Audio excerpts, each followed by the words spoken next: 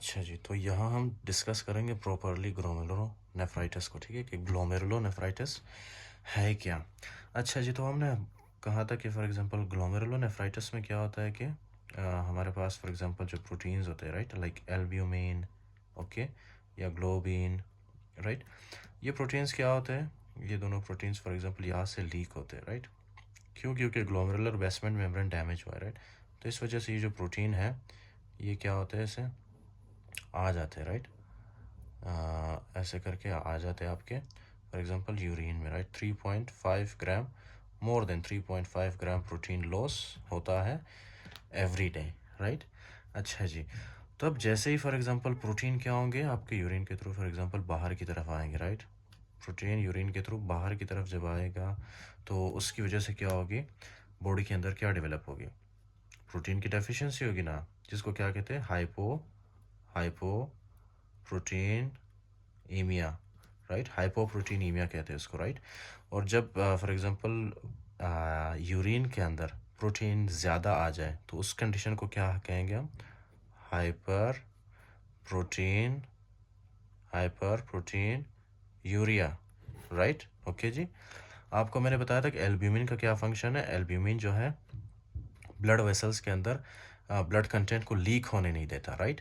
तो जब एल्ब्यूमिन ही नहीं होगा तो क्या होगा, ब्लड वेसल्स के अंदर जितने भी फॉर एग्जांपल फ्लूइड वगैरह है ना, वो बाहर की तरफ ब्लड वेसल के बाहर जाएंगी, राइट।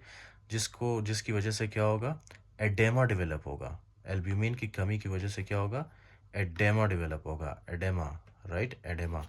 एडेमा का मतलब है सूजन, राइट, एडेमा डेवलप होगा। अगर ये एडेमा पूरी बॉडी में हो तो उसको हम लोग क्या कहेंगे, generalised oedema, right, generalised oedema, right. और जनरलाइज्ड एडेमा के बहुत ही सिवियर फॉर्म को हम क्या कहेंगे, एनासार्का, ओके जी, एनासार्का। तो ये टर्मिनोलॉजीज है कुछ, एनासार्का। अच्छा जी, तो ये 3 फाइंडिंग्स आपको मिलेगी नेफ्रोटिक सिंड्रोम में। एक तो जनरलाइज्ड एडेमा, दूसरा है हाइपोप्रोटीनीमिया, और तीसरा है हाइपर प्रोटीन यूरिया, राइट। इसी तरह से जब एडेमा होगा तो ऑब्वियसली ब्लड क्या होगा, आपके बॉडी के अंदर ब्लड बहुत ज़्यादा थिक होगा, राइट, क्योंकि ब्लड के अंदर जितना भी पानी था वो सारा ज़ाया हो गया, राइट। तो इस वजह से क्या होगा कि फॉर एग्जांपल आपकी किडनीज को कम ब्लड पहुंचेगी, right.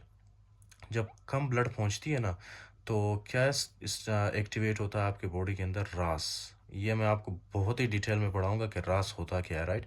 Renin aldosterone, renin angiotensin aldosterone system, right. ये होता कि बहुत ही इंटरेस्टिंग है ये, राइट। इसमें जो है फॉर एग्जांपल आपके एंजियोटेंसिन 1 एंजियोटेंसिन 2 एक्टिवेट होती है, एंजियोटेंसिन कन्वर्टिंग एंजाइम एक्टिवेट होती है, राइट, जिसकी वजह से ब्लड वेसल्स की कॉन्ट्रैक्शन होती है, कंस्ट्रिक्शन होती है, राइट।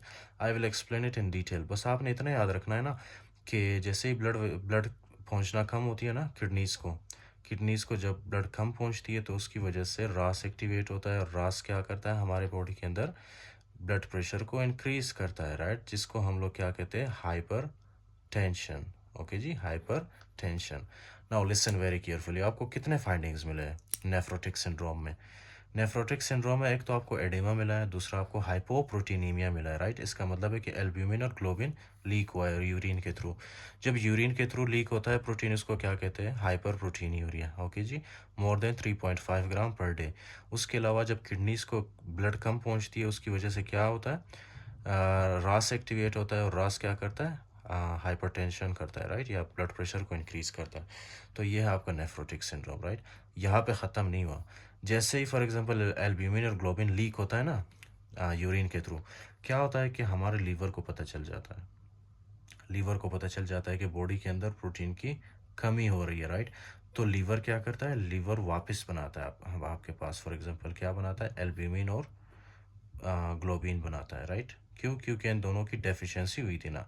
तो अब लीवर क्या करता है, कंपेंसेट करता है या वापस दोबारा बनाता है एल्ब्यूमिन और ग्लोबिन, ताकि एल्ब्यूमिन और ग्लोबिन की कमी ना हो, राइट। तो जैसे जैसे ये बनाता जाता है वैसे वैसे यहाँ से लीक होता जाता है, राइट। तो लीवर अपनी पूरी कोशिश करता है कि ये बॉडी की नीड को पूरी करे।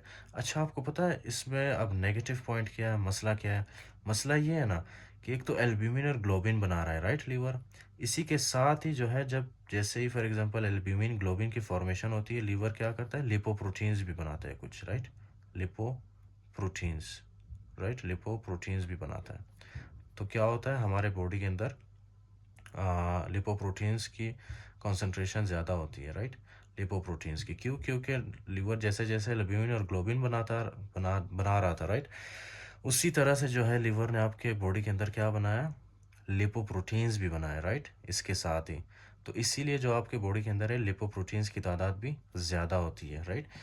अच्छा जी, तो अब क्या है कि ये जो एल्ब्यूमिन ग्लोबिन है और ये जो लिपोप्रोटीन्स है, ये तीनों फॉर एग्जांपल आते हैं आपके ब्लड वेसल्स के थ्रू ग्लोमेरुलर बेसमेंट मेम्ब्रेन से लीक होना स्टार्ट होते हैं, राइट।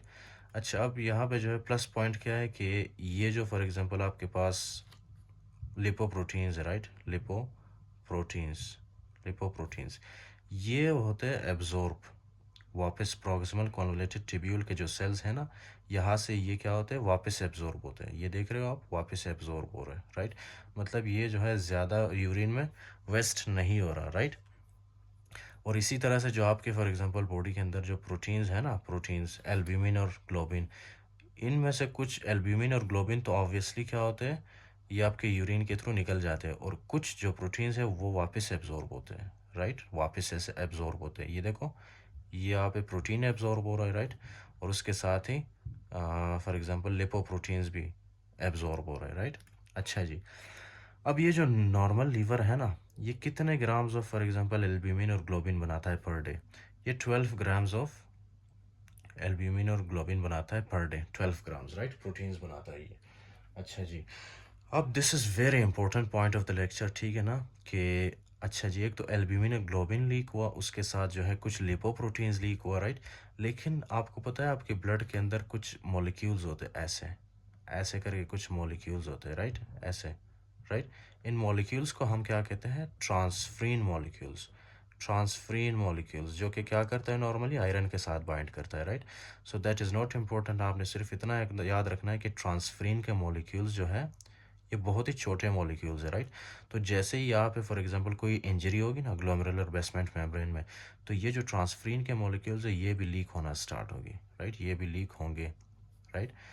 ये देखो, आपकी किडनी के अंदर क्या नज़र आ रहा है आपको, ट्रांसफ्रीन के मॉलिक्यूल्स, राइट।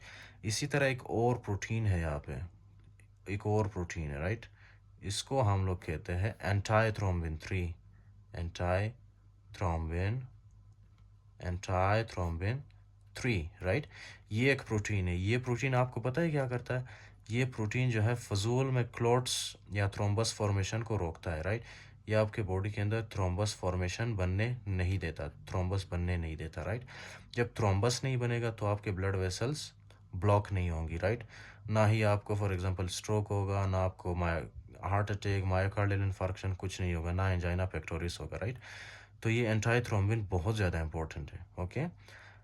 अच्छा जी, तो इसमें क्या होता है, नेफ्रोटिक सिंड्रोम में ये जो एंटाइथ्रोम्बिन 3 प्रोटीन है ना, ये भी क्या होता है, ये भी वेस्ट होता है, राइट।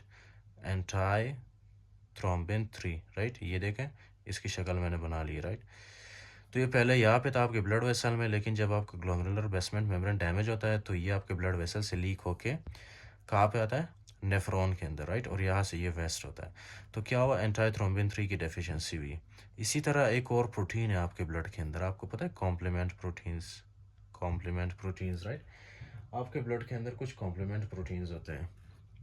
कॉम्प्लीमेंट प्रोटीन्स क्या करता है नॉर्मली, ये कॉम्प्लीमेंट प्रोटीन्स जो है ना, ये देखें, ये है आपका कॉम्प्लीमेंट प्रोटीन, ठीक है जी, ये कॉम्प्लीमेंट प्रोटीन है। ये कॉम्प्लीमेंट प्रोटीन्स नॉर्मली क्या करता है, इन्फेक्शन के खिलाफ लड़ता है, राइट। तो क्या होता है, जैसे ही ये for example glomerular basement membrane damage होती है तो ये जो कॉम्प्लीमेंट प्रोटीन्स है आपके पास, ये बेचारे भी जो है ना लीक होना स्टार्ट होते हैं, राइट। ये ऐसे करके आ जाते हैं, ठीक है जी। अब आपने याद रखना है, I am very sorry for all these mess, right. अच्छा, एक तो आपके बॉडी से क्या हुआ, एंटाइथ्रोम्बिन 3 इसकी कमी हो गई, राइट, ये एक, राइट। उसके अलावा आपके बॉडी से जो है ट्रांसफरिन की कमी हो गई, ये है 2, राइट। और तीसरा क्या है, आपके बॉडी के अंदर से कॉम्प्लीमेंट प्रोटीन्स की डेफिशिएंसी हो गई, राइट। कॉम्प्लीमेंट प्रोटीन्स जब कम होती है बॉडी के अंदर, उसकी उसकी वजह से क्या होता है, उसकी वजह से इन्फेक्शन होने के चांसेस ज़्यादा होते हैं, राइट। इसी तरह जब एंटाइथ्रोम्बिन 3 आपके बॉडी के अंदर कम होता है तो उसकी वजह से क्या होता है, थ्रोम्बस फॉर्मेशन के चांसेस बहुत ज़्यादा हो जाते हैं, राइट। तो ये फाइंडिंग्स, ये सारी फाइंडिंग्स जो है हमें कहाँ पे मिलती है, यहाँ पे ये सारी फाइंडिंग्स हमें मिलती है नेफ्रोटिक सिंड्रोम में, राइट।